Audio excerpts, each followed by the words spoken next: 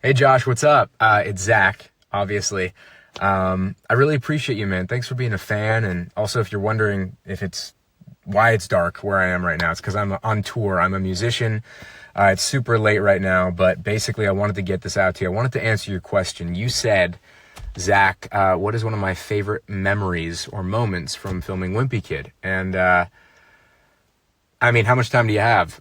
There's so many moments that as I've gotten older, I've started to really appreciate in ways that I couldn't as a kid. But I'll never forget when I was filming on the third movie, we rode that cranium shaker roller coaster, which wasn't a real roller coaster, was actually a theme park that we rented out for the day. We just slapped on the cranium shaker logo.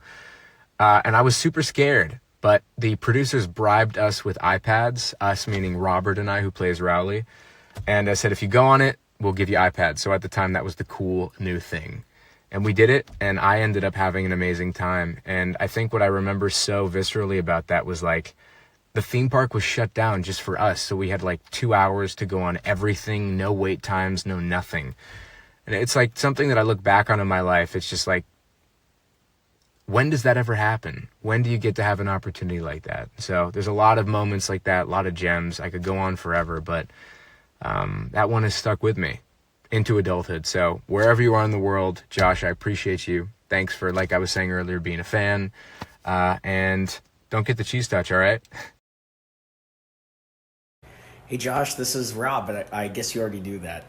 Thank you so much for reaching out and letting me know that you were a fan of Wimpy Kid. It absolutely means the world to me that you were taking the time just to send a sweet message like this. Thank you so much. I'm always incredibly humbled and flattered, and yeah, I just never. I don't know. This I always get a little like tongue tied almost because I don't know what to say, but it really means a lot to me, and I really appreciate you taking the time to say that. I'm really lucky. I'm really curious if you have a favorite of the books or the movies. I know you were talking about having read like all of them and was like the first one was one of your all time favorite books back then. Honestly, me too. Before I even read or before I even auditioned for Diary of a Wimpy Kid, I'd read the first two books. Without going too much on a ramble, because I love telling the story to fans and things. I basically the first time I ever read the books, I must have been like 9 years old, and I was sleeping over a friend's house, and my friend at the time would sleep till like noon. But even as a kid, I would wake up at like 6 a.m. because I was a little psycho. But anyways, I woke up at like 6 a.m. and my friend that I was sleeping over with, he was just like he was just going to be asleep for the next like 6 hours, right? I had nothing else to do. I didn't know what to do. So I just started looking on his bookshelf and I saw the first two Wimpy Kid books. And so I read them both then. And so like I was saying, I was like 9. And that's one of my like favorite memories now, because now I think about I had no idea when I was reading that book how relevant it was going to be to my life. Like, I think that's so crazy. Like, I had no idea, like, 9 years old, that this was just going to be, like, such a... Yeah, I don't know. It's just, like, that's something... Like, life is so funny with stuff like that. But, anyways, I'm kind of blabbing. Let me know which one of the movies or the books are your favorite. Thanks so much for being a fan. Zooey Mama. And don't call me. Don't come by my house. We're done. Have a good one, Josh. Take care. Bye. What is going on, Josh? Dude, what was my favorite memory from one of the Wimpy Kid movies? I liked them all. A lot of times I get asked, like, which one's my favorite. I like them all for different reasons. I love the first Wimpy Kid because when you do a movie, a lot of times, like, production goes way overboard. So when we were doing when me and Zach were rehearsing the wrestling stuff, they didn't just bring in, like, the stunt coordinator and somebody to show them how to fall down. They brought in the stunt coordinator and the Canadian Mixed Martial Arts Olympic wrestling champion or something, just to show me and Zach, all of, 10 years old, how to fall down. With the second Wimpy Kid movie, we had to have the whole roller skating sequence.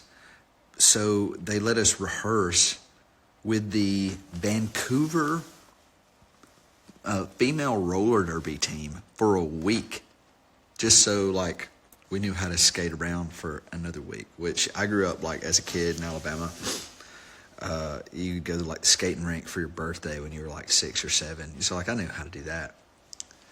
And then the third one I really loved. The thing was called the Revolution. It's what they use as the cranium shaker for dog days. I would get up and just ride it. I would ride it with Miss Natalie, who was our set teacher. She was our set teacher all 3 movies. They rented out the entire theme park for us just so we could ride that ride. But I loved it. That's the closest I've ever become to any like fellow cast members, if I had to guess. Mainly because Zach had worked out of the country before, but most all of us are from the States, aside from Lane, who played Patty Farrell, and Devin, who played Roderick. They were both Canadian. The rest of us were all from the States. And we had never worked out of the country before, working in Vancouver. So for us, kind of each other was all we had. So that was, I mean, my favorite part was the family that I got out of it, that I wasn't expecting. But while I'm home, I've got a surprise for you. Because I'm not always in Alabama. Yes, these are my actual glasses from Dog Days, from Wimpy 3. So Josh, want to see my secret freckle? It's got a hair in it!